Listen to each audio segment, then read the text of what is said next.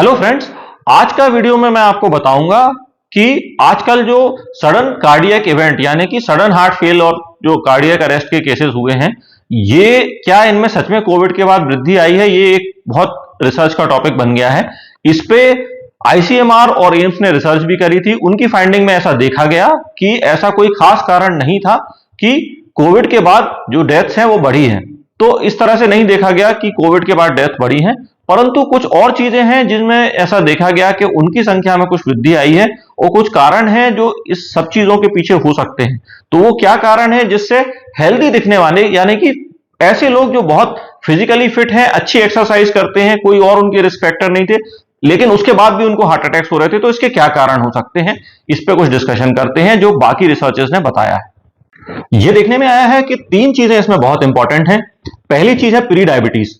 Pre diabetes की जो संख्या है वो कोविड के बाद बहुत तेजी से बढ़ने में आई है। यहां तक कि फ्रैंक डायबिटीज की संख्या भी बहुत बढ़ने में आई है। लेकिन फ्रैंक डायबिटीज यानी कि डायबिटीज के हो जाने को मैं यहां दोष नहीं दूंगा, वो एक टाइप का प्रोटेक्टिव रिस्पॉन्स है। यानी कि अगर बाहर आ गई और पानी ओवरफ्लो हो गया है, यानी कि जो शुगर ओवरफ्लो हो जाती है, तो वो एक तरह से आपको जो है डैमेज के इफेक्ट से बचा लेती है।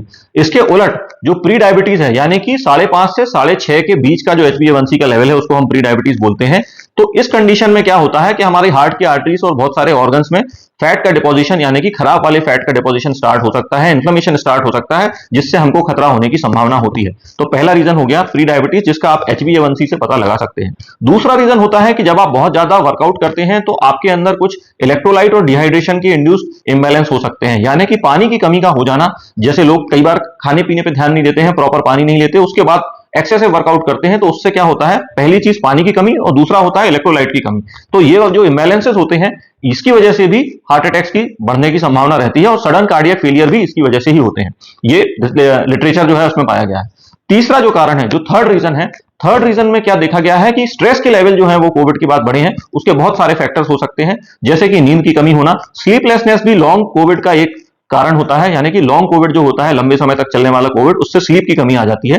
तो स्लीप कम होने की वजह से भी ये प्रॉब्लम देखी गई है। दूसरा, स्लीप कम होने से और जॉब के जो टेंशन होते हैं, मॉडर्न लाइफ के टेंशन होते हैं, इससे कॉर्टिसोल बढ़ जाता है। तो इसकी वजह से भी हार्ट अटैक्स में वृद्धि आई है और ब्लड प्रेशर के इंसिडेंस में भी वृद्धि आई है। इसके लिए कुछ टेस्ट आप करा सकते हैं जो आपको ये बता सकते हैं कि आपका हार्ट हेल्दी है या नहीं।